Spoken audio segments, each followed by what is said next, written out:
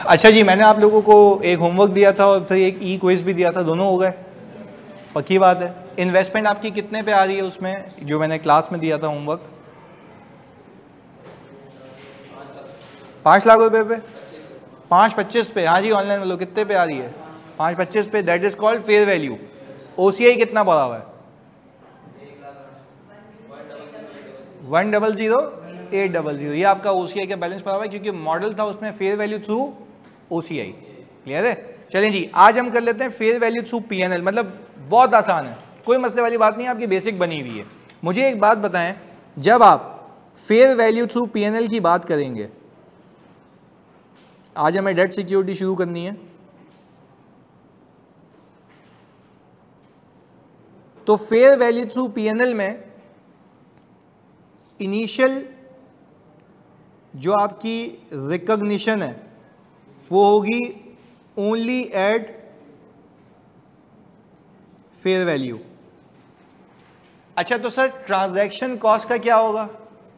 Expense out. Reason है, वो कहता है भाई आप जब लॉन्ग टर्म के लिए रख ही नहीं रहे तो बिला वजह इसको उसमें चिपका के रखने की कोई नीड भी नहीं है। खरीदोगे that will be considered at your period cost, यानी आपकी पीरियड की कॉस्ट है, दैट्स इट। खरीदा एक्सपेंस आउट, खरीदा एक्सपेंस आउट, क्योंकि आप ऐसे रोजमर्रा के काम कर रहे होंगे, क्योंकि आपका मॉडल क्या है? Held for sale. तो ये तो बेवकूफ़ी है ना, इतनी सारी सिक्योरिटीज पे इतनी सारी ट्रांजैक्शन कॉस्ट को मैनेज करना, कैपिटलाइज करना। तो इससे अच्छा एक ही हल है इसका, क्या करेंगे? Expense out.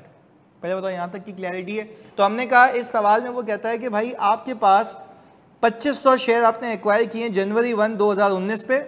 फेयर वैल्यू पर शेयर दी गई है जनवरी 1, 2019 पे कितनी? 23 रुपीज पर शेयर। तो हमने कहा कि भाई अगर मैं यहां पे जनवरी 1, 2019 लिखूं, यहां पे फेयर वैल्यू कितनी चल रही है? 23। अच्छा, जल्दी से बताओ इसमें कोई ब्रोकरेज या ट्रांजैक्शन कॉस्ट दी हुई है? ये रही भाई, ये रही 2%। तो मुझे एक बात बताएं, इसके ऊपर 2% कितना आता है? 2% ऑफ 23, 0.46। तो आपने कहा एक शेयर 23.46। सर अभी तो आपने कहा था कैपिटलाइज नहीं करेंगे। भाई ये तो मैंने टोटल अमाउंट निकाली है दैट आई हैव टू पे पर शेयर। तो मैंने सिंपल एक काम किया, मैंने कहा भाईजान बैंक आप करें क्रेडिट 23.46 इंटू 2500 से, कितना आता है? 58650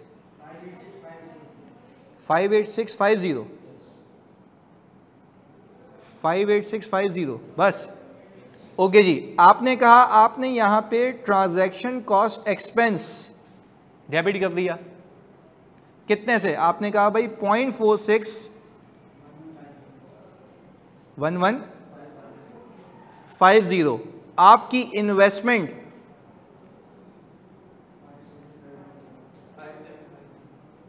500। ये आपकी आ गई इन्वेस्टमेंट, और ये इन्वेस्टमेंट को हम कहेंगे ये कैरी हो रही है ओनली फेयर वैल्यू पे। तो सर इस मॉडल में और उस मॉडल में एक बेसिक फर्क है, वो क्या है? कि यहां पे ट्रांजैक्शन कॉस्ट एक्सपेंस आउट होगी, वहां पे ट्रांजैक्शन कॉस्ट। लॉजिक है यार उसके पीछे, क्योंकि वो कह रहा है कि जब आप मुझे कुछ भी पीएनएल में लेके नहीं जाने दे रहे तो मैं ट्रांजैक्शन कॉस्ट को क्यों पीएनएल में लेके जाऊं? ये कौन सा मॉडल कह रहा है? ओसीआई। यहां पे कह रहा है सब पीएनएल में, तो उसको खरीदने के लिए जितने खर्चे हैं वो भी पीएनएल में। तो हमने क्या किया, उसको सीधे सीधे एक्सपेंस आउट कर दिया। यहां तक कोई मसला? चलें जी, अब हमने कहा कि सर इसके बाद वो कह रहा है 31 दिसंबर पे इसकी प्राइस चल रही है 31.5, पर उससे पहले कह रहा है कि अगस्त में हमें डिविडेंड मिला है, कितने का? 3 रुपए पर शेयर का। तो मुझे आप एक बात बताएं, मैं यहां पे एक एंट्री बनाऊंगा अगस्त में। हाँ जी, बैंक हो जाएगा डेबिट और डिविडेंड इनकम क्रेडिट कितने से भाई? 7,500 से। तो सर उसने सिर्फ आपको डिविडेंड दिया होगा? सबको? तो आपने सबका रिकॉर्ड किया ही अपना, क्योंकि आपके ऐसे 2500 शेयर्स हैं, वो ये रहा आपके सामने। अच्छा, अब आप आ जाते हैं भाई 31 दिसंबर 2023 पे। 23 कह रहे हैं हम, ये है 2019। अच्छा अब मुझे बताओ इस दिन पे फेयर वैल्यू कितनी है? आपने कहा 31.5, हमने यहां पे लिख दिया 31.5। अच्छा अब आप इसको पुरानी वैल्यू से नई वैल्यू पे लेके आएंगे। ओल्ड वैल्यू कितनी है? कैरिंग अमाउंट कितनी है? 23 ओनली। सर पहले तो आप 23 पॉइंट समथिंग से कंपेयर करते थे क्योंकि रखी हुई उस पर होती थी। अभी आपने इन्वेस्टमेंट में कितने का इंपैक्ट डाला है? 23.46 का, ये ओनली 23। तो हमने ये कहा कि भाई यहां से यहां तक के सफर में आपको गेन हो गया 8.5 का पर शेयर। हमने इसको 2500 से मल्टीप्लाई किया तो कितना आता है? 21,250। तो आपने कहा कि भाई 31 दिसंबर पे जल्दी से बताओ आपने एंट्री की इन्वेस्टमेंट, डेबिट और पीएनएल में फेयर वैल्यू गेन 21250, क्योंकि ये मॉडल का नाम क्या है? Fair value through and everything has to go to PNL. Clarity है? इसको कॉपी कर लें जल्दी से।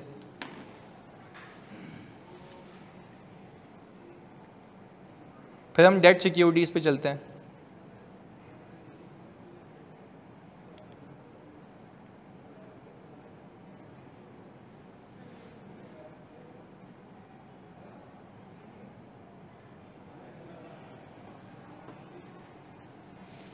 अभी बता देता हूँ किसा। देखिए हमने अभी किया क्या, हमने ये कहा कि भाई जब फेयर वैल्यू थ्रू ओसीआई होता है ना, तो वो कहता है कि भाई जब आप मुझे कुछ भी पीएनएल में लेके नहीं जाने देते तो आप मुझे ट्रांजैक्शन कॉस्ट भी पीएनएल में डालने का ना कहें। तो हम वहाँ पे क्या किया करते थे कि ट्रांजैक्शन कॉस्ट को कैपिटलाइज करते थे इन्वेस्टमेंट में when we were at fair value through OCI model. Clear है किसा यहाँ तक? यहाँ पे मैं ट्रांजैक्शन कॉस्ट पे तो करूंगा बट उसको कैपिटलाइज नहीं करूंगा, उसको एक्सपेंस आउट करूंगा, क्योंकि यहाँ पे हर चीज कहाँ जानी है? पीएनएल में। क्लियर है? तो ये एक फर्क आ गया हमारा। सही है। फिर हमने कहा कि रिपोर्टिंग डेट पे जब मैंने इसको वैल्यू किया तो वैल्यू चली थी 31.5 की, तो मैंने कहा अब मैं 23.46 से कंपेयर करूंगा या 23 से कंपेयर करूंगा?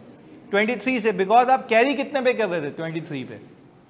तो ये बेसिक फर्क है दोनों मॉडल्स में, और इसका जो भी गेन या लॉस होगा वो आप कहां फेंक देंगे? पीएनएल में। क्लियर है?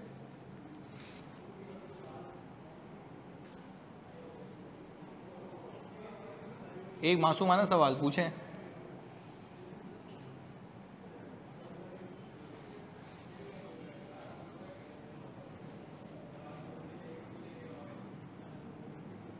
आइए जल्दी पूछें, एक मासूमाना सवाल।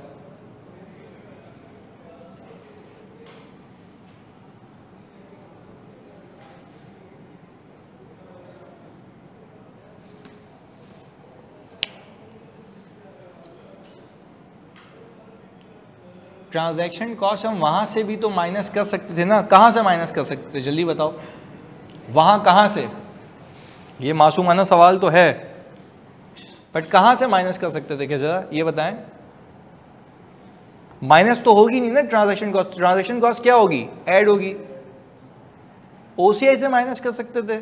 नहीं, ये तो लॉजिक ही नहीं बनी ना भाई। मुझे आप एक बात बताएं, आप एक चीज को खरीदने के लिए खर्चा कर रहे हैं तो आपकी जेब से कैश चला गया तो कैश हो गया क्रेडिट। अब आपने ये सोचना है डेबिट क्या करूं? डेबिट ओसीआई में करने का मतलब है कि आप इस एक्सपेंस को ओसीआई में बुक कर रहे हैं, जबकि ये ओसीआई से रिलेट ही नहीं करता। इसके सारे, तुम लोग मुझे बताओगे, लॉजिक लगाते हैं, इसके सारे गेन्स या लॉसेस कहां जाएंगे? पीएनएल में।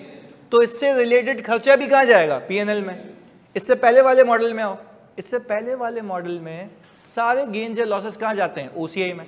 तो वो कहता है कि भाई आज आप एक काम करें, इस ट्रांजैक्शन कॉस्ट को एक्सपेंस आउट करने की जगह इन्वेस्टमेंट में पार्क करें। तो जब आप मार्क टू मार्केट करेंगे रिपोर्टिंग डेट पे तो ये उसमें खुद नेट हो जाएगा।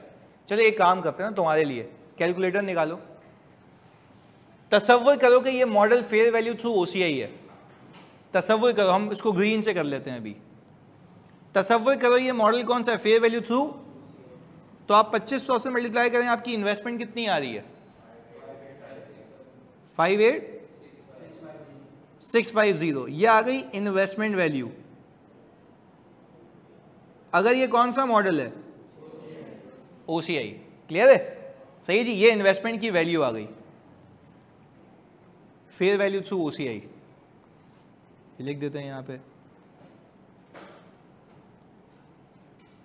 अच्छा, अब आप लोग मुझे बताएंगे रिपोर्टिंग डेट के ऊपर ये शेयर कितने का है?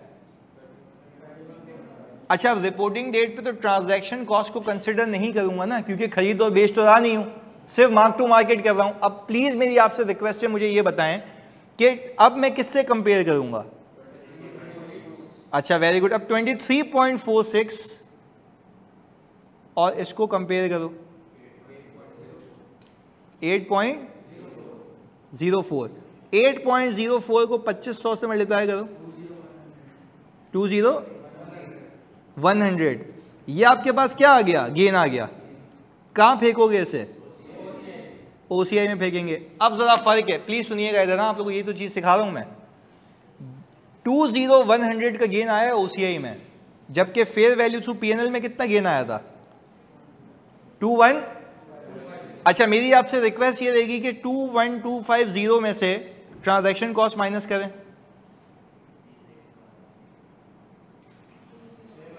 सेम आ गया। अगर मैं इसमें से ये माइनस करूं ना, तो अब भी ये कितना आ रहा है? 20। आपको समझाने का मतलब क्या है, यहां पे 20100 PNL में पड़ा हुआ है, यहां पे 20100 कहां पड़ा हुआ है? That is the difference behind these two models. जब वहां पे आपने डे 1 पे उसको कैपिटलाइज किया ना, तो कॉस्ट ज्यादा हो गई और फेयर वैल्यू गेन क्या हो गया? तो वो OCI में नेट हो गया, वो OCI में। तो क्या ये बात को तस्लीम कर पा रहे हो कि ये जो 0.46 पर शेयर की कॉस्ट है वो OCI में नेट हो गई? होनी भी कहां चाहिए थी? OCI में, क्योंकि मॉडल कौन सा था? Fair value through OCI। तो वो कहता है that is the reason behind, मैं कह रहा हूं आज उसको कैपिटलाइज कर दो, क्योंकि जब इसको फेयर वैल्यू से कंपेयर करोगे तो ये ऑटोमेटिकली OCI में नेट हो जाएगा। कहानी क्लियर है? तो आप चाहे फेयर वैल्यू थ्रू OCI से देखें या फेयर वैल्यू थ्रू PNL से देखें, आपको यह समझ आना चाहिए कि दोनों के मॉडल्स में गेन में फर्क नहीं है, जगह में फर्क है। एक में जगह क्या होगी? OCI। एक में जगह क्या होगी? PNL।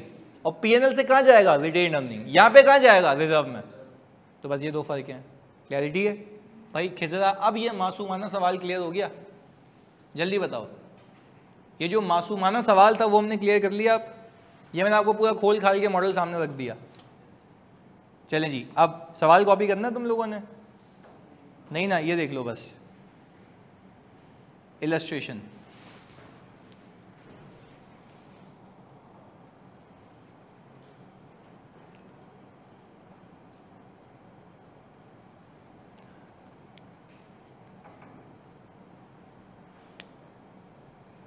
क्वेश्चन दिखा देता हूँ, एक मिनट, ये कॉपी कर लें। अच्छा, इन दोनों का कंपैरिजन लाजमी कॉपी कर लेना, जैसे मैंने किया हुआ है, कि आपको ये याद रहे कि OCI और PNL में दोनों में गेन क्या होता है? सेम, सिर्फ जगह का फर्क है। और आपको मैंने पहली क्लास में लॉजिक दी है इसमें कि जगह का फर्क इसलिए होता है ताकि आप मैनिपुलेशन ना कर पाए।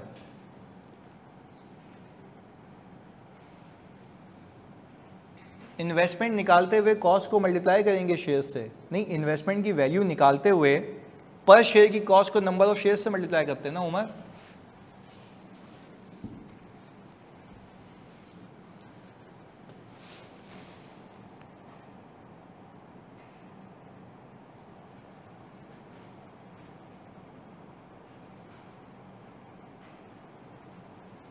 ऑडिट में सबको ऐसा डर लगता है फिजिकल क्लास और लाइव क्लास लेते हैं, यहाँ भी 100 150 बच्चा ऑनलाइन। अकाउंटिंग में एक बार झटका लगता है ना, तब सही होता है बच्चा। लाइव का अच्छा, ऑडिट तो एक्सेप्शनल है ना, उसमें तो आपके पास ऑप्शन ही नहीं है लाइव के अलावा, क्योंकि अगर आप रिकॉर्डिंग पर गए तो आप फिर कभी अपनी ड्राफ्टिंग नहीं चेक करा पाएंगे, और ना मैं करूँगा, सीधी सी बात है। पर यहाँ पे आप देखते हैं ना कि एक एक बंदे पे फोकस होता है, यार तुम बता दो तुम बता दो, सीखने को मिलता है। ऑडिट में तो गेम अलग है। लास्ट बस याद आता ऑडिट वाला, बिल्कुल।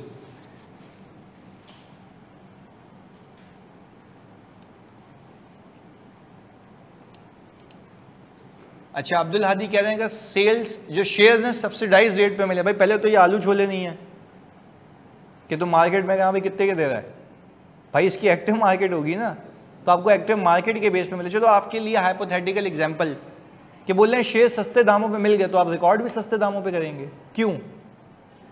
क्योंकि कॉस्ट है आपकी कम है, ऐसा ही है ना। या तो फेयर वैल्यू पे करेंगे तो उसी दिन मार्क टू मार्केट कर लें, आपको गेन हो जाएगा, या तो वो OCI में जाएगा या PNL में जाएगा। मतलब लॉजिक अपनी सही रखें कि कैपिटलाइजेशन हुई, बाकी OCI या PNL में ले जाना। भाई फॉर एग्जांपल ये कह रहे हैं सब्सिडाइज रेट पे मिला, 50 का शेयर है, मुझे 30 का मिल गया, तो मैंने रिकॉर्ड कितने पे किया होगा? 30 पे। क्लियर है? तो जब मैंने 30 पे रिकॉर्ड किया तो 20 का मुझे इमीडिएटली गेन हो गया, तो मैं इसको किस पे ले जाऊंगा? फेयर वैल्यू पे। और आप बोलेंगे सर फिर ट्रांजैक्शन कॉस्ट किस पे लगेगी? भाई जितना सब्सिडाइज रेट पे सौदा हो रहा है उस पर ही लगेगी, अनलेस के ब्रोकर कहे कि मैं तो लूंगा फेयर वैल्यू पे, तुझे भले सस्ता मिला हो। तो अकाउंटिंग अपनी जगह है, क्लैरिटी है। राइट इशू तो सस्ते में आपको मिलता ही है ना, वो तो एक्सरसाइज प्राइस ही कम होती है, उसके ऊपर कुछ ब्रोकेज तो नहीं होती ना, उसके ऊपर ब्रोकेज तो नहीं होती ना, वो तो मार्केट से खरीदते तो होता है ना। राइट देखो दो चीजें सुनो, राइट इशू के वक्त कंपनी दे रही होती है शेयर्स, तो क्या वो मार्केट से खरीदते हो कंपनी से? तो कंपनी खुद इशू करती है, तो ट्रांजैक्शन कॉस्ट वो बियर करती है, तो वो कौन हो गई? इशू है। ये कब सीखेंगे? जब इशूअर सिखाऊंगा। क्लियर है? तो ये बात तो बजा है, बिल्कुल सही है कि राइट इशू में प्राइस क्या होती है? डिस्काउंटेड होती है, पर उसमें ब्रोकर इन्वॉल्व नहीं होता, क्योंकि वो कहता है भाई मेरे पास से शेयर जाएंगे, पैसे जमा कराओ, कहानी खत्म, इमीडिएट गेन हो जाएगा। सही है ना? तो हम तो यही कह रहे हैं ना कि भाई share should be recorded at fair value, पर उसकी कॉस्ट क्या होगी? कम होगी, उसकी मार्केट वैल्यू ज़्यादा, तो आपको दस्ती गेन हो जाएगा। अब चाहे वो PNL में ले जाना या OCI में, डिपेंडिंग अपॉन कि आपका मॉडल कौन सा है। क्लियर है? चलें इसको देख लें भाई आगे।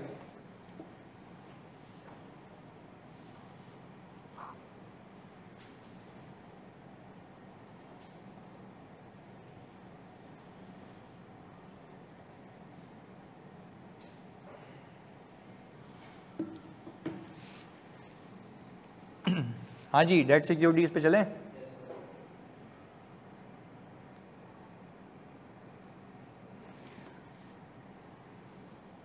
अच्छा भाई, सबसे ज़्यादा इंटरेस्टिंग और मज़े का तो ये है, तो ज़रा इसको आपने फोकस होकर सुनना है, क्योंकि अगर पेपर में ये जितनी मरतबा आया तो 95% ऑफ द टाइम कौन सी सिक्योरिटी आई है, तो इसमें मैं आगे जाके डेफर्ड टैक्स भी ऐड कर दूंगा, पता नहीं क्या क्या चीज़ें मिला के पूछेंगे।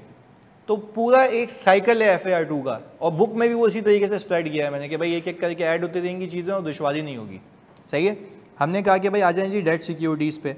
अच्छा, डेट सिक्योरिटीज़ का मतलब है या तो आपने किसी कंपनी के, हाँ भाई, टर्म फाइनेंस सर्टिफिकेट खरीद ली है, या आपने कहा भाई रिडीमेबल प्रेफरेंस शेयर्स। अच्छा, ये जो रिडीमेबल प्रेफरेंस शेयर्स हैं, कहने को तो शेयर्स लिखा हुआ है, बट है ये डेट सिक्योरिटी, क्योंकि पैसे वापस मिलेंगे, उस पर सूद आएगा। क्लियर है? अच्छा, आगे जाने से पहले इसमें आपने कुछ चीज़ें सीखनी है जो कि बहुत ज़्यादा अहम है जी। बॉन्ड भी आ जाएगा, बॉन्ड भी लिखते हैं जानी, ये लो। यानी आप डेट सिक्योरिटीज को कोई भी नाम दे दें, पर यह है कि ऐसा कागजी पन्ना जो कि लीगल डॉक्यूमेंट होगा, जिसको नाम कोई भी दे दो, पर ये पैसे दिए गए होंगे किसी उधार की मद में, जिस पे आपको क्या मिलेगा? इंटरेस्ट। क्लियर है? अच्छा, अभी मैं तुम्हें बताता हूं, पांचवी चीज सुकूक भी लिख दो, सुकूक सर्टिफिकेट। अब मैं PTCL का ऑडिटर हूं ना, उनको पैसे रेज करने हैं, तो उन्होंने सुकूक सर्टिफिकेट इशू की है। तो आप जब स्टेट बैंक की साइट पे जाएंगे आपको देखेंगे, मुफाब की साइट पे जाएंगे आपको देखेंगे, बोले सुकूक सर्टिफिकेट इशू करें, सर्टिफिकेट इशू करें, लोग क्या देंगे? पैसे। तो PTCL क्या करेगा? उनको इंटरेस्ट देगा। उसको फाइनेंसिंग चाहिए, पर एज अ शेयर होल्डर या as a lender? Lender. Clear है?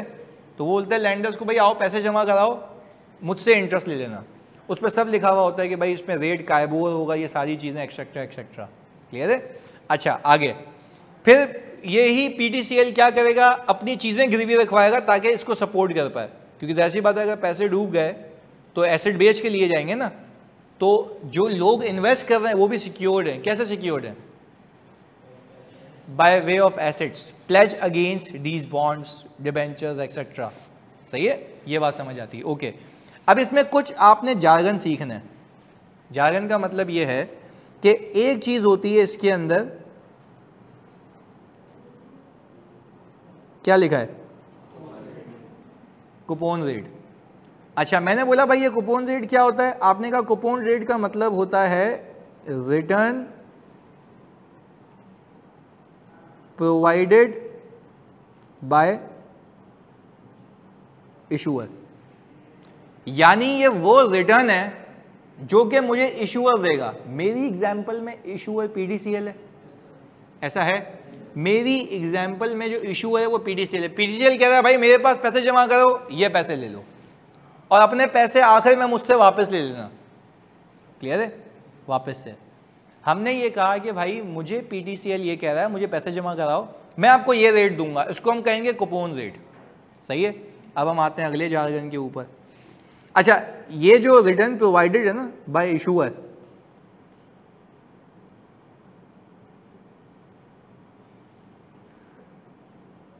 ये अप्लाई होगा किस पे, फेस वैल्यू पे। अच्छा आप जरा फर्क समझिएगा फोकस के साथ, फेस वैल्यू और फेयर वैल्यू में क्या फर्क है। एग्जाम्पल, उसने कहा कि भाई मैं 20,000 बॉन्ड इशू करता हूं, चाहिए तुम्हें, हमने बोला चाहिए। मैंने कहा इसकी फेस वैल्यू कितनी है, उसने कहा जो इसकी फेस वैल्यू है वो 100 है, एक 100 रुपये का है। मैंने कहा तो ये लो 100 रुपये। उसने बोला नहीं भाई नहीं, होशियारी नहीं, हमारी कंपनी का नाम है, हमने आज तक डिफॉल्ट नहीं किया, आज तक हमने डिफॉल्ट नहीं किया। प्लीज फोकस होकर सुनना, ये कहानी से कहानी मिलाऊंगा तो आगे समझ आएगा क्योंकि ये थोड़ा सा कॉम्प्लेक्स है। हमने कहा, वो कह रहा आज तक हमने डिफॉल्ट नहीं किया, तो मैंने कहा तो उसका क्या मतलब है। उसने बोला भाई मुझे चाहिए प्रीमियम। हमने कहा कितना प्रीमियम, उसने बोला 2 रुपीज़ पर बॉन्ड। हमने कहा तो सीधा बोले ना तुम्हें 102 चाहिए, तो वो बोलेगा इसको इससे मल्टीप्लाई करो, कितना आता है,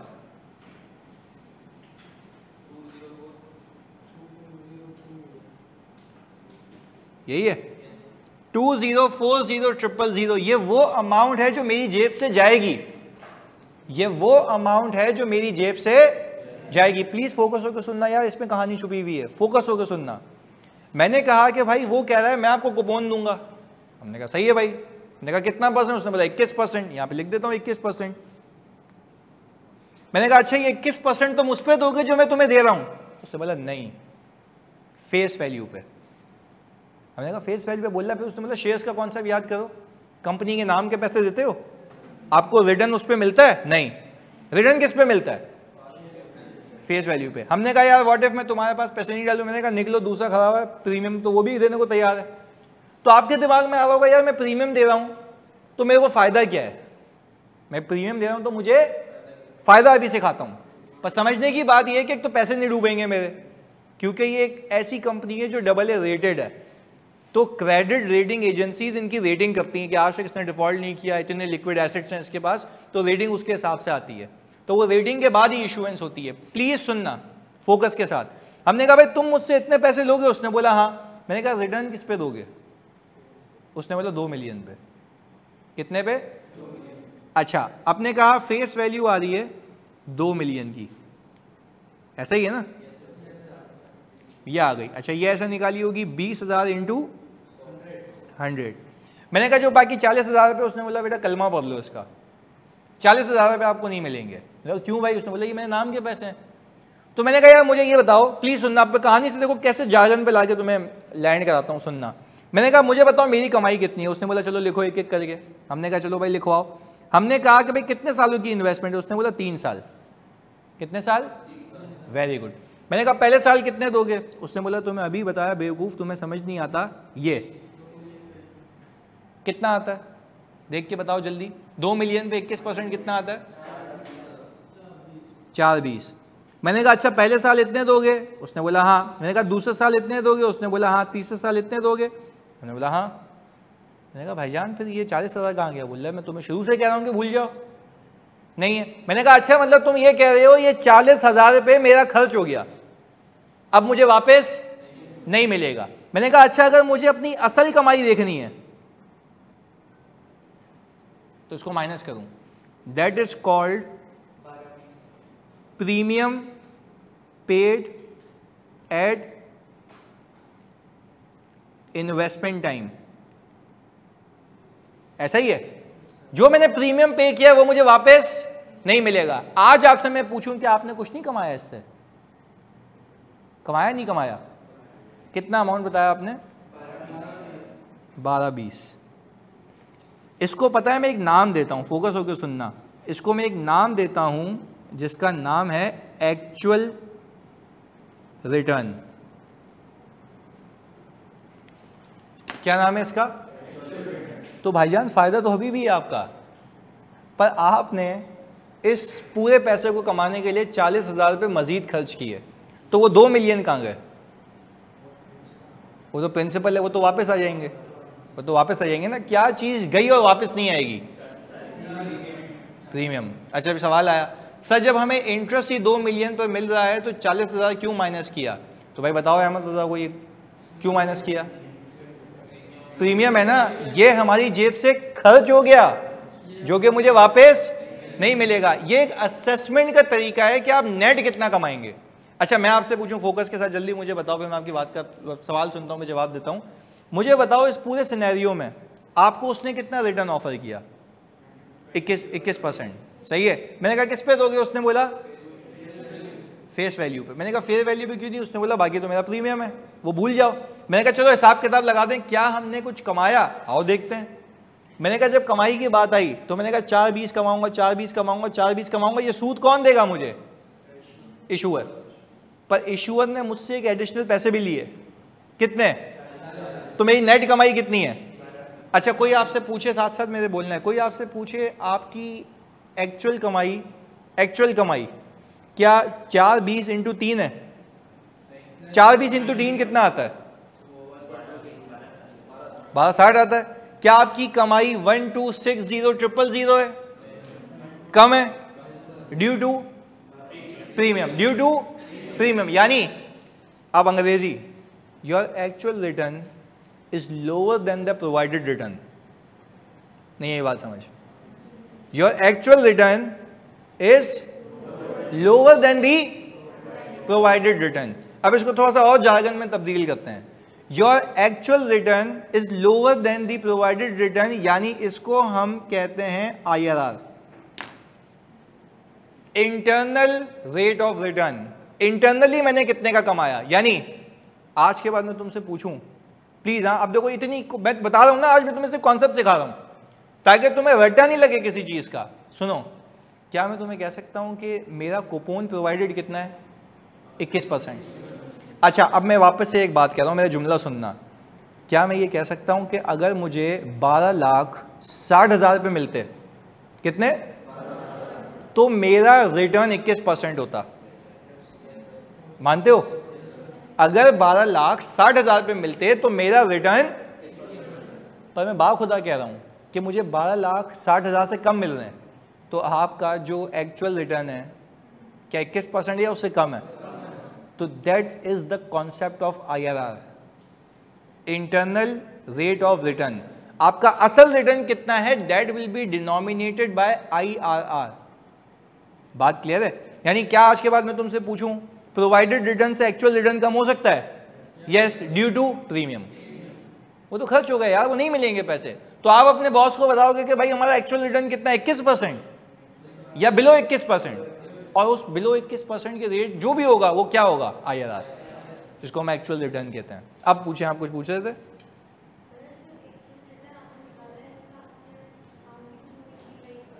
डिस्काउंटिंग किसकी? हाँ ये वाली, इसकी डिस्काउंटिंग।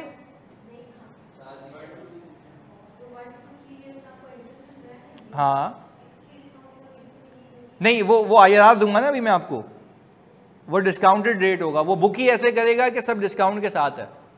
चलो आपको मैं एक मैथ्स की लॉजिक देता हूँ। आज आप एक काम करें, समझिएगा, सिर्फ ये समझाने के लिए है। आप जो कह रहे हैं ना कैश फ्लो, वो इंटरेस्ट कोई तो ऑफसेट करता है। आप एक काम करें ना, सिंपल, 4-20 और 4-20 रखें, सही है? और आप एक काम करें, यहां से आप 2 मिलियन माइनस करें, इधर से, बल्कि ईयर 0 से, सही है, ये 0 है, ये 1 है, ये 2 है, ये 3 है, सही है। और 3 में आपको ये वापस 2 मिलियन भी मिल जाएंगे, इस बात को मानते हो?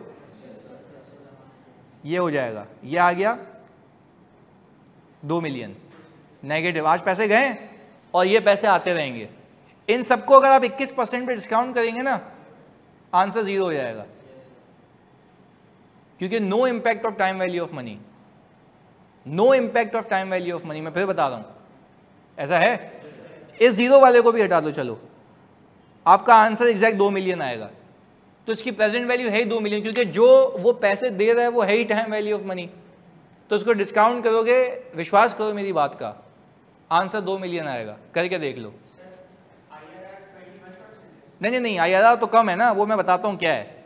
यहां पे प्रेजेंट वैल्यू देख लो कितनी आती है, ये सिर्फ इनका क्वेश्चन है, इससे रेलेवेंट नहीं है। प्रेजेंट वैल्यू 2 मिलियन आएगी। 420 को डिस्काउंट करो, 420 को डिस्काउंट करो और 2 मिलियन 4,20,000 को डिस्काउंट करो, 2 मिलियन आ जाएगी पूरी प्रेजेंट वैल्यू। करके देख लो, आ गई। तो आपका जो सवाल था ना कि सर मैंने डिस्काउंट क्यों नहीं किया, वो एक्चुअल वैल्यू पे, यानी जिस टाइम पे जो कैश फ्लो होना चाहिए वो उस वैल्यू पे, तो उसको डिस्काउंट करने की कोई नीड नहीं है। मैं ये नहीं कह रहा कि मुझे आगे मिलेगा, मैं कह रहा हूं इन सबको डिस्काउंट कर लो तब भी वैल्यू कितनी आएगी, 2 मिलियन। और मेरा कैश फ्लो है कितने पे भी, 2 मिलियन पे। पता है डिस्काउंटिंग में फर्क कब आएगा, सुनना, डिस्काउंटिंग में फर्क तब आता है जब आप ये कहते हैं कि मुझे ये सूद मिलना चाहिए पर मिल कम रहा है, उस पर डिस्काउंटिंग करेंगे तो आपकी वैल्यू क्या हो जाएगी, चेंज हो जाएगी। जैसे आपने गवर्नमेंट ग्रांट किया था बचपन में, उस पर आपको कहता था ना इंटरेस्ट फ्री लोन, तो उसकी प्रेजेंट वैल्यू क्या आती थी, कम आती थी, क्योंकि आपको इंटरेस्ट देना चाहिए था कोई 21% पे, आप दे देते 15% पे, जो डिफरेंशियल है वो लायबिलिटी कम हो जाती है। इसमें वो कॉन्सेप्ट अप्लाई नहीं होता। क्लियर है? तो उसको डिस्काउंट नहीं करेंगे। डिस्काउंटिंग का मतलब क्या है कि आप देख रहे हैं कि आपके इंस्ट्रूमेंट की वैल्यू क्या है, यहाँ पे इंस्ट्रूमेंट की वैल्यू कितनी है, 2 मिलियन। यानी ये तो वो कैश फ्लो है जो आज आप पैसे फंसा रहे हैं उसकी कंपनसेशन, ये वो पैसे हैं जो आज आप पैसे फंसा रहे हैं उसकी, तो आज जो आप पैसे फंसा रहे हैं जो आपको वापस मिलेंगे उन सब की 2 मिलियन ही वैल्यू अगर टाइम वैल्यू ऑफ मनी मिला दूं, यानी आपको ये 2 मिलियन जो फंसे हैं आपको कब मिलेंगे, जल्दी बताएं, 3 साल बाद। तो आज मैं आपसे पूछूं आपके फंसे हुए पैसे की आज कितनी वैल्यू, आप बोलेंगे 2 मिलियन, आगे भी 2 मिलियन, आज भी 2 मिलियन। यस, क्योंकि उसमें टाइम वैल्यू ऑफ मनी तो आप रिकवर कर रहे हैं ना, किससे, इशूअर से। बात क्लियर है? तो आपके इंस्ट्रूमेंट की वैल्यू चेंज नहीं हो रही, क्यों, क्योंकि कौन कंपनसेट कर रहा है, इशूअर। किस मद में, इंटरेस्ट की मद में। क्लियर है? तो आपका वो सवाल मैंने केटर कर दिया कि आप प्रेजेंट वैल्यू क्यों नहीं ले रहे, क्योंकि वो कंपनसेट कर रहा है आपको। क्लियर है? चलें जी, इसको मैं मिटा देता हूं। अच्छा, आप जल्दी से मुझे एक बात बताएं, आप लोग खुदा के वास्ते मुझे समझाएं ये बात कि इस पूरी एग्जाम्पल में जो मैंने आपको अभी दी है, इस पूरी एग्जाम्पल में रिटर्न प्रोवाइडेड बाय इशूअर कितना है, 21%। पर क्या आपका एक्चुअल रिटर्न, आपकी एक्चुअल कमाई 21% है या उससे कम है? अच्छा, आप मेरी बात समझिएगा, 21% आपकी कमाई तब होगी जब आप रिसीव करें 12,60,000। आप रिसीव कर रहे हैं 12,20,000, 40,000 उससे, तो आपने कुछ रिटर्न फोरगो किया है। जो रिटर्न फोरगो किया और जो नेट बच रहा है उसको हम कहते हैं IRR। क्या कहते हैं, IRR, जिसको हम कहते हैं इंटरनल रेट ऑफ रिटर्न। यहां तक की कहानी क्लियर है, पक्की बात है? जल्दी बताएं, ऑनलाइन वालों क्लियर है, जल्दी से बताएं प्लीज, सारे बच्चे। IRR की कहानी क्लियर होनी चाहिए। चलें, वेरी गुड, आगे चलते हैं। लेके अब ये देखिएगा इधर गेम। हमने कहा कंपनी ने परचेज किए कितने डिबेंचर, 5,000 डिबेंचर। अभी इस चीज से मुझे पूरा कॉन्सेप्ट कनेक्ट करना है और ये बड़ा है, मैं कैलकुलेटर तुम्हारे पास होना चाहिए समझने के लिए। ऑन जनवरी 1, 2018 कितने का एक, जो कि क्या है, जारगन समझ आता है? ओके, आगे। कैरिंग अ रिटर्न ऑफ, ये क्या है भाईजान, पक्का? आगे कितने सालों के लिए, 3 सालों के लिए। Transaction cost paid by the company is, अच्छा अब जरा बात समझिएगा, हमने कहा इसमें प्रीमियम तो नहीं है पर फेस वैल्यू है। फेस वैल्यू मेरे बच्चों कितनी है, 5,000 इंटू 100, 5 लाख आता है, 5 लाख है ना, 2 जीरो बढ़ा दो बस उसमें, सही है। मैं तुम सबसे पूछता हूं, क्या तुम लोगों ने सिर्फ ये पे किया या ट्रांजैक्शन कॉस्ट भी पे की है?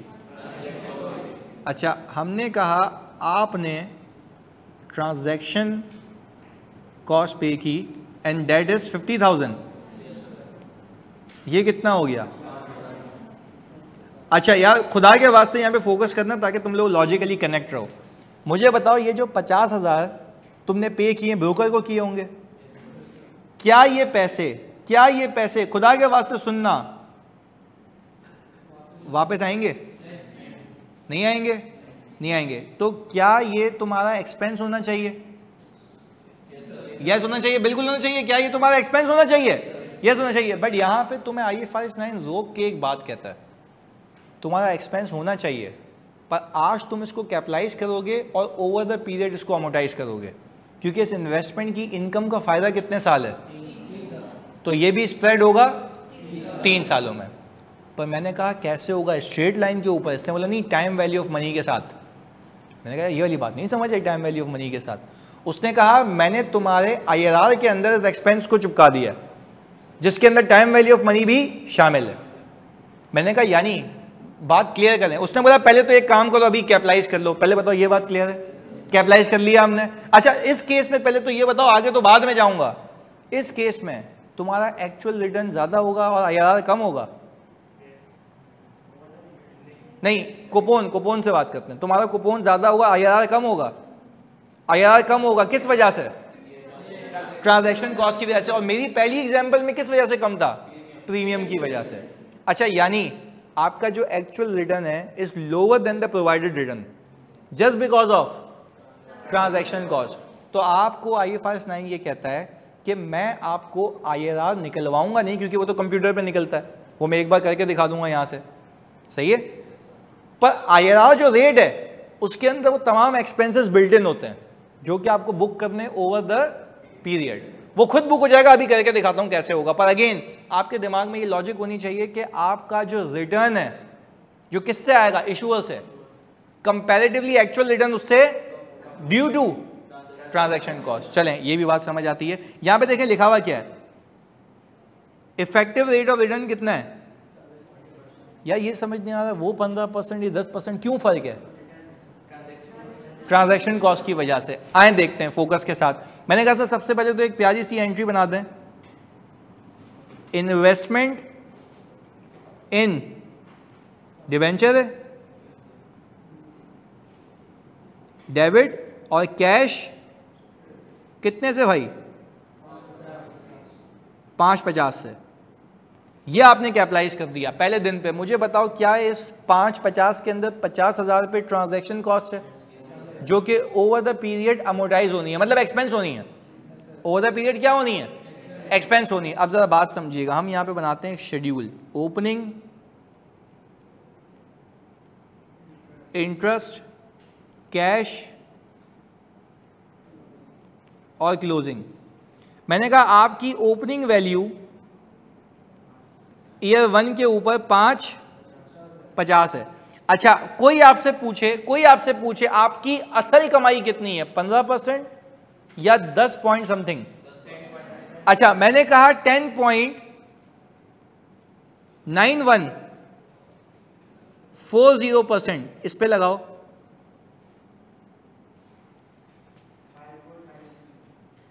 54,6,00,27।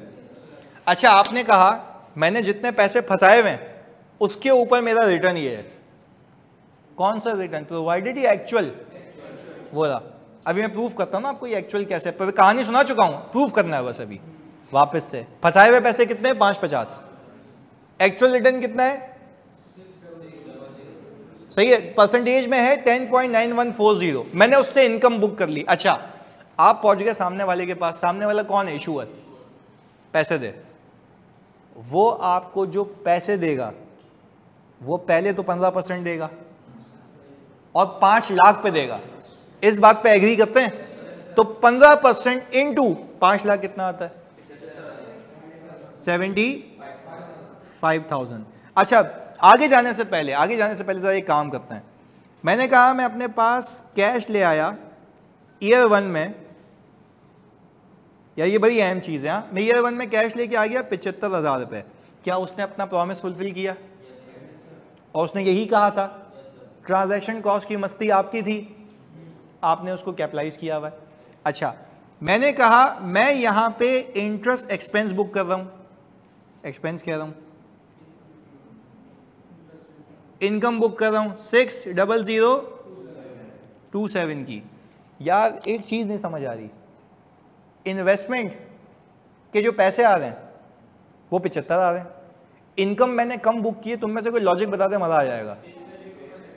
इसके अंदर एक्सपेंस नेट हो रहा है, इसके अंदर देखो, अब ये IFRS 9 का मॉडल ही यही है, वो कहता ही है इनकम उतनी बुक करो जितनी बुक करनी चाहिए नेट ऑफ एक्सपेंस। तो मैंने कहा नेट ऑफ एक्सपेंस कैसे बोल रहा है? वो जो 15 से लेके 10 अशारिया समथिंग का डिफरेंस है वही तो एक्सपेंस है जो कि पहले साल में बुक हो रहा है। यानी मैं तुम्हें अगर बात कहूं कैश और इसका डिफरेंस कितना है पहले बताओ? 14973। ये जो 14973 है ना, ये है अमोर्टाइजेशन ऑफ किसकी भाईजान? ट्रांजैक्शन कॉस्ट की। अच्छा, क्या आप इसको स्ट्रेट लाइन बेसिस पे कर रहे हैं या IRR के जरिए? क्योंकि IRR इस तरीके से फाइनेंशियल मॉडलिंग के जरिए निकाला जाता है, उसके अंदर एक्सपेंस खुद फिक्स हो जाता है टाइम वैल्यू ऑफ मनी के साथ। जैसे डिस्काउंटिंग का कह रही थी ना, इसके अंदर time value of money already शामिल है, क्योंकि इसमें पैसा इन्वॉल्व है। ये PP तो नहीं है कि एक साथ स्ट्रेट लाइन पे करते रहोगे या रिड्यूसिंग बैलेंस पे, ये IRR के जरिए ऑटोमेटिकली एक्सपेंस आउट होगा। यानी अगर मैं आपसे पूछूं कि पहले साल की अमोर्टाइजेशन कितनी है, आप बोलेंगे 14973, तो इसका एक्सपेंस कहां बुक हुआ? इनकम में नेट हो गया। यानी आप इनकम ही नेट बुक करेंगे, नेट ऑफ ट्रांजैक्शन कॉस्ट। ये कौन सा साल है? पहला। अच्छा, अब आपकी इन्वेस्टमेंट जो कम हो रही है ना, इसकी भी लॉजिक दे रहा हूं। वो जो 50,000 रुपये आपने कैपिटलाइज किए थे ना, उसमें से 14,900 समथिंग क्या हो रहे हैं? Expense out. तो आप मुझे एक बात बताएं, 550 में से अगर ये माइनस करें 14,900 समथिंग, या इसमें इंटरेस्ट प्लस करें, कैश माइनस करें, तब भी आंसर वही आएगा। कितना आता है? क्लोजिंग बताएं जल्दी से।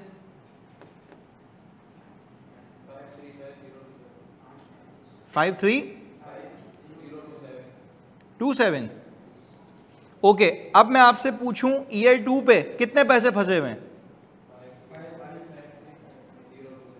27। अच्छा, इस पे जब इनकम बुक करूंगा मेरे बच्चों, फिर कितनी करूंगा? वही 10% पे। कितना? 10% 0.9140, 58,392। अच्छा, सामने वाला पैसे कितने देगा? 75,000 रुपये। अच्छा आओ जी, ईयर 2 की एंट्री, ईयर 2 की एंट्री। ईयर 2 पे जल्दी बताओ कैश कितना आएगा? इंटरेस्ट इनकम आपने कहा सर 58,392। अच्छा, ये दोनों का फर्क क्या है? 607। यार जल्दी से मुझे बता दो, ये 16607 क्या क्रेडिट हो रहा है? ट्रांजैक्शन कॉस्ट जो आपने क्या की थी? कैपिटलाइज की थी, पर उसका एक्सपेंस कहाँ गया? नेट हो गया, क्योंकि आपने इनकम ही नेट बुक कर रहे हो, क्योंकि उतनी बुक करो जितनी आपको करनी चाहिए। एक्चुअल रिटर्न वही तो सिखाया, वो फाइनेंशियल मॉडलिंग से आपको 2-3 क्या 1000 केसेस के निकाल के दे दूंगा। अब आपको सिखाऊंगा भाई ये होता है, आएगा फॉर्मूला लगाओ, ढक करके आंसर आ जाएगा, वो निकाल लेंगे। पर examiner is not requiring you to calculate the IRR। आपको मतलब पता होना चाहिए IRR का मतलब क्या है, एक्चुअल रिटर्न। अच्छा, अब मुझे बताओ आपके पास क्लोजिंग फिगर कितनी आ रही है इन्वेस्टमेंट की? Opening plus this minus this कितनी आती है?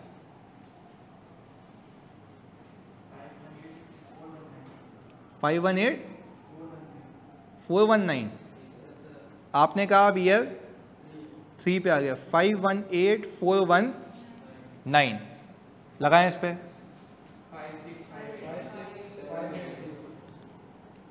56,580। अच्छा, आपको फिर कितने मिलेंगे?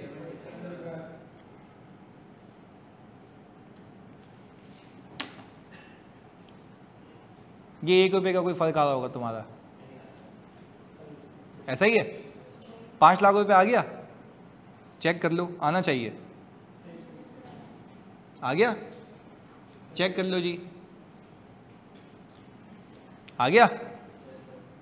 इसमें ये प्लस करो ये माइनस करो, 5 लाख बनना चाहिए, या 4,99,900 समथिंग, यही है। 1 रुपये का फर्क है, वो हमने कोई राउंडिंग ऑफ का फर्क आया है। आगे मुझे एक बात बताओ, वो जो 50,000 पे ऊपर चिपकाए थे वो यहाँ पे आते आते आते थे क्या हो गए, किसके जरिए, IRR के जरिए, बात समझ आई।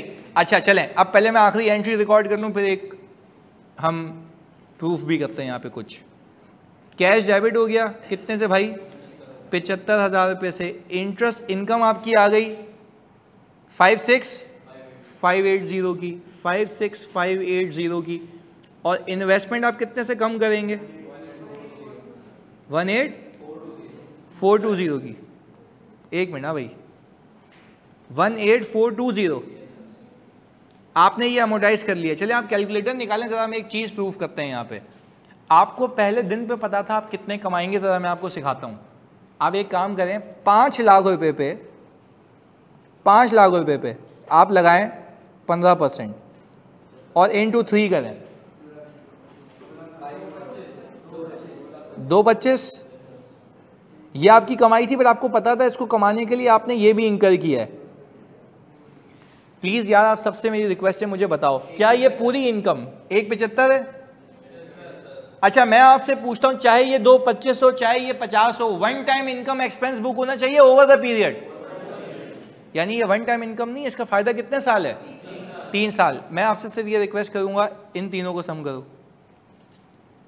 ये तीनों सालों में इनकम बुक की है ना,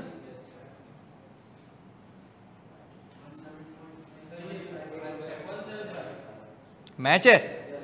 मैं यही तो बता रहा था, this is your actual income, जो आपने हर साल बुक कर करके इसको यहां तक पहुंचाना है। अब इसमें 2 चीज़ें हैं, एक आपकी एक्चुअल इनकम भी बुक हो रही है और वो ट्रांजैक्शन कॉस्ट का एक्सपेंस भी बुक हो रहा है। दोनों खुद ब खुद IRR के जरिए बुक हो जाएंगे। यानी आपका एक्चुअल रिटर्न आपको कंप्यूटर निकाल के इस तरीके से देता है कि आप वो अगर बुक करेंगे तो आपकी सालाना इनकम भी बुक हो जाएगी और सालाना एक्सपेंस भी बुक हो जाएगा along with the time value of money. क्या ये 75 वाली बात क्लियर हो गई? क्योंकि आपको डे 1 पे पता था यार कि आपने इतने कमाने हैं, बट क्या ये वन टाइम इनकम है या 3 सालों की? तो भाई फिर उसका एक्सपेंस भी 3 सालों पे स्प्रेड करो। और वो किसके जरिए स्प्रेड होगा? IRR के जरिए। तो पहले बताओ IRR और रिटर्न प्रोवाइडेड बाय इशूअर में फ़र्क समझ आता है? बात क्लियर है? अच्छा अब एक जार्गन और फिर मैं क्लास को क्लोज करूँगा। सुनना, जार्गन क्या है? जार्गन ये है कि हमने जो अभी बातों बातों में सीखा ना, वो मॉडल है अमोर्टाइज्ड कॉस्ट का। यहाँ पे लिख रहा हूँ, मॉडल कौन सा है? अब इसको यूं आसानी से समझ आ जाएगा, अमोर्टाइज्ड कॉस्ट, ED भी लगा हुआ है आखिर में। अच्छा अमोर्टाइज्ड कॉस्ट का मतलब क्या है कि आपने पहले कॉस्ट पे कैपिटलाइज किया, उसमें से कुछ अमोर्टाइज किया, जो बच गया अमोर्टाइज्ड कॉस्ट है। यानी अमोर्टाइज होने के बाद आप मुझे बताएंगे, फोकस के साथ इधर देखो, मुझे बताते हो मेरी कॉस्ट कितनी थी इसमें? 550। Very good. कॉस्ट कितनी थी?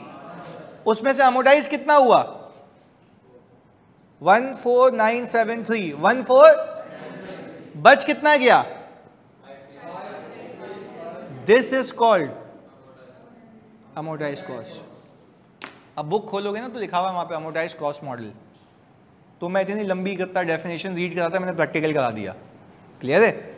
अमोर्टाइज कॉस्ट का मतलब ये है कि पहले कॉस्ट निकालो, उसमें जो भी इंक्रीमेंटल चीज़ें क्या करो, कैपिटलाइज करो, और फिर उसको ओवर द पीरियड अमोर्टाइज करो। जो बच जाएगा वो क्या कहलाएगा? यानी कोई आपसे पूछे आप अपनी इन्वेस्टमेंट को किस पे कैरी कर रहे हैं, फेयर वैल्यू पे या अमोर्टाइज कॉस्ट पे? तो मैं आपसे पूछूं पहले साल की बैलेंस शीट में इन्वेस्टमेंट कितने पे आ रही होगी आखिर में? अमोर्टाइज कॉस्ट पे, एंड दैट इज 5350। दूसरे साल, तीसरे साल 5 लाख और पैसे वापस आ जाएंगे। क्लियर है? पक्की बात है। कॉम्प्लेक्स लगा या आसान हो गया? आसान हो गया। मतलब तुम्हें लॉजिक्स पता होनी चाहिए। जी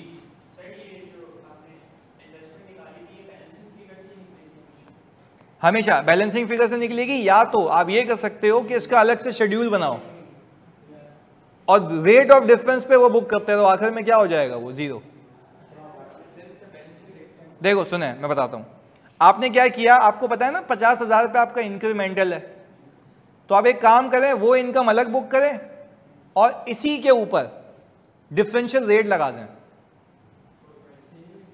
तो जो डिफरेंशियल रेट है आंसर यही आ जाएगा 14973। भाई देखो इनका कहने का मकसद क्या है, प्लीज सुनना जानिए। इनका कहने का मकसद ये है, हाँ हाँ बिल्कुल बिल्कुल, इनका कहने का मकसद ये कह रहे हैं कि सर मुझे एक बात बताएं कि ये तो आपने बैलेंसिंग फिगर निकाली है, कैलकुलेट कर सकते हैं। मैंने कहा बिल्कुल आसान है भाई, 15% का और 10.91 समथिंग जो भी आंसर 9140 उसका डिफरेंस ही तो अमोर्टाइजेशन है ना। वो डिफरेंस रेट उठाओ, इसी अमाउंट पे चिपका दो ऊपर, नहीं 550 पे। देखो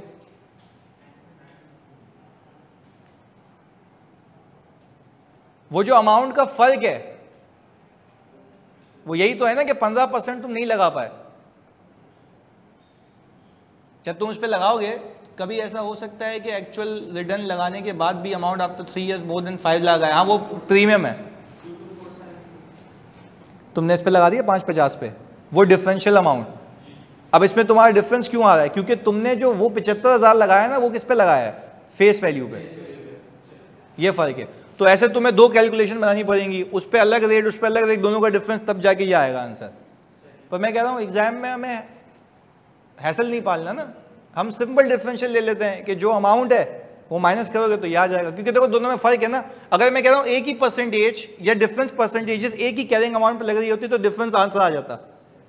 तो वहां पे तुमने 5 लाख पे 15% लगाया है, यहाँ पे 550 पे 10 समथिंग लगाया है, क्लियर है। तो ये जो 10 समथिंग है ये 550 के फंसे हुए पैसे पे, और वो 5 लाख पे 15% लग रहा है, तो दोनों का ये फर्क है, वो अमोर्टाइजेशन है, क्लियर है, ओके। अच्छा भाई खिजरा कह रही है कि सर क्या कभी ऐसा हो सकता है आखिर में पैसे ज्यादा बचे, वो आगे आएगा जब आखिर में मुझे प्रीमियम मिलेगा, पर अभी उसका मैं डिस्कस नहीं करता। पहले बताओ अमोर्टाइज कॉस्ट का मतलब क्लियर है। अच्छा कोई आपको बोले कि अमोर्टाइज कॉस्ट का मतलब क्या, आप बोलेंगे इनिशियली जो भी मेरे पैसे लगे मैंने क्या किए, कैपिटलाइज किए, और उसको ओवर द पीरियड क्या कर दिया, अमोर्टाइज, किसके जरिए, IRR के जरिए। और जल्दी से बताओ तुम्हें कूपन किस पे मिलेगा, फेस वैल्यू पे, और तुम्हारा IRR किस पे लगेगा, एक्चुअल कैरिंग अमाउंट पे जो तुम्हारे पैसे फंसे हुए हैं, क्लियर है, क्योंकि तुम एक्चुअल रिटर्न देखना चाह रहे हो, सही है। तो डेट सिक्योरिटीज का पहला एलिमेंट हमने देखा है, सिर्फ समझने के लिए, इसका क्विज तुम्हारे पास आ जाएगा, सही है जी। मिलते हैं, चलो कल, अल्लाह हाफिज़। 550 नहीं आएंगे, अब 550 के अलावा ये आ जाएंगे 5350,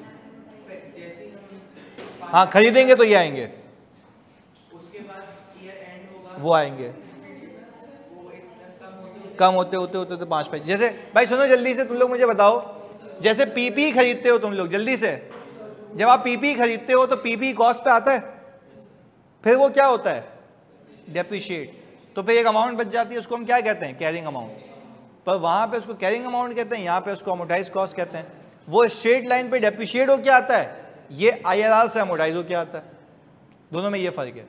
देखो आपसे कोई पूछा आपने खरीदा कितने का था, आप बोलोगे उसमें से क्या चीज कम हुई है, ट्रांजैक्शन, कितनी एक्सपेंस आउट हुई है, 14973, कितना बच गया 535027, तो तुम्हारे पहले साल के आखिर में ये बची हुई है। अगर तुम ये देखो 550 से 5 लाख तक का सफर 50,000 ही तो है, जो कि हर साल क्या हुआ है, अमोर्टाइज। तुम कैलकुलेट भी कर सकते हो, 14973 प्लस करो कैलकुलेटर पे जल्दी से, 14973 हो गया, 16607 करो, और ये 18420, यही तो है जो हर साल तुम क्या कर रहे हो, अमोर्टाइज कर रहे हो। फिर तुमसे सवाल आखिरी क्लोज करने से पहले पूछ रहा हूं, आखिरी सवाल ये कि इसका एक्सपेंस कहां गया, नेट हो गया, क्योंकि वो कह रहा है इनकम ही नेट बुक करो ना, तभी तो वो तुम्हें एक्चुअल इनकम बता रहा है, क्लियर है। क्योंकि तुमने कैपिटलाइज किया ना, नहीं बढ़ेगी क्यों इन्वेस्टमेंट भाई, ये क्यों, एक बार सुनो भाई, ये क्या शेयर्स है जो तुम्हारी फेयर वैल्यू ऊपर जाएगी, ये डेट सिक्योरिटी है ना। तुमने आज पैसे उसको दिए कितने हैं, 5 लाख, 50,000 रुपए तुमने ब्रोकर को दिए हैं, 5 लाख रुपए किसको दिए, इशूअर को। वो कह रहा है मैं तुझे इस पे रिटर्न दूंगा। अब ये 50,000 रुपए जो तुमने इसमें चिपकाए हैं ना, ये कैपिटलाइज किए हैं, अब इसको क्या होना है, अमोर्टाइज एक्सपेंस आउट होना है, पर क्या स्ट्रेट लाइन पे करोगे या IRR के जरिए? IRR includes your income portion as well and expense portion as well. Clear है? तो मैं आपको 1-2 क्लासों बाद जब हम थोड़ा आगे चलेंगे ना तो मैं IRR निकालना भी सिखा दूंगा, पर again that is not a part of your course. सही है, मिलते हैं। क्या कह रहे हो? गिवन, हमेशा गिवन होगा, हमेशा गिवन होगा। सही है, आपको मतलब समझ आना चाहिए। इवन जब आप इन्वेस्टमेंट करते हैं ना, सामने वाला आपको IRR निकाल के देता है, बोलता है ये तुम्हारा इफेक्टिव रिटर्न है, इस पे इनकम बुक करना, तो वो सिस्टम से निकाल के देता है, उसको पता है कि ये पूरे सालाना ये तुम इतनी कॉस्ट दे रहे हो, सारी चीजें करके देता है, और तुम खुद भी निकाल सकते हो सिस्टम पे, तो हम निकाल के देख लेंगे एक बार। सही है, वो मैं एक्सेल को बोलता हूँ ये कैश फ्लोज हैं, इतने पैसे डाल रहा हूँ, इतने पैसे एक्सपेंस हो गए, इतने इतने इतने इतने इतने पैसे मुझे इस साल में मिलेंगे, मुझे बताओ मेरा IRR कितना है। तो वो आपको सिस्टम बता देता है कि हर साल इतनी इनकम बुक करो तो सब एक्सपेंस आउट हो जाएगा, along with the time value of considering current inflation XYZ वगैरह। सही है, तो वो सब इसमें डाल देता है। क्लियर है? चलो जी, ओके, अल्लाह हाफिज़।